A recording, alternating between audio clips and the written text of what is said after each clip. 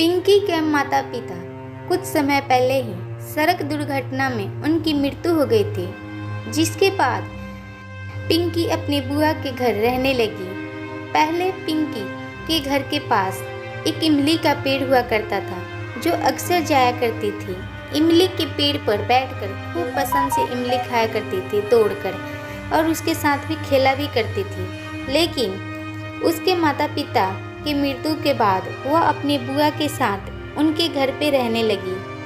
वह इमली के पेड़ के पास कभी खेलने नहीं गई। उसकी बुआ शुरू में तो अच्छा व्यवहार किया।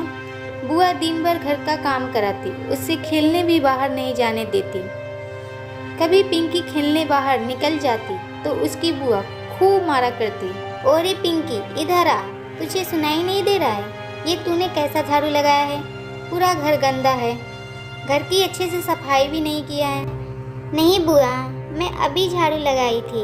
अरे तू मेरे से बहस कर रही है? पिंकी इतना ही बोलते ही उसकी बुआ उसे मारने लगी। बुआ मुझे मत मारो, मुझे दर्द हो रहा है।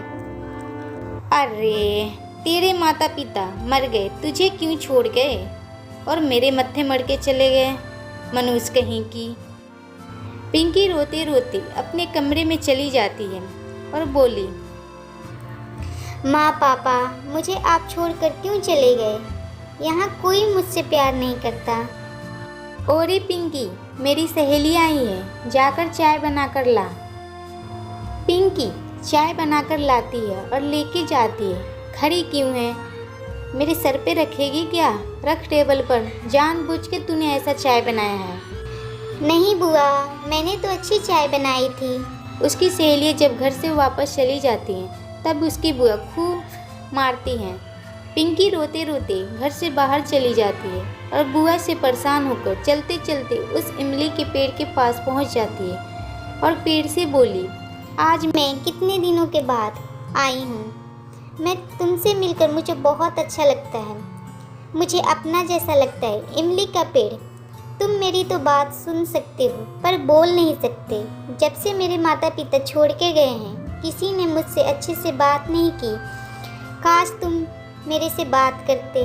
तभी इमली का पेड़ बोला, तुम अकेली नहीं हो, मैं हूँ तुमसे बात करने के लिए।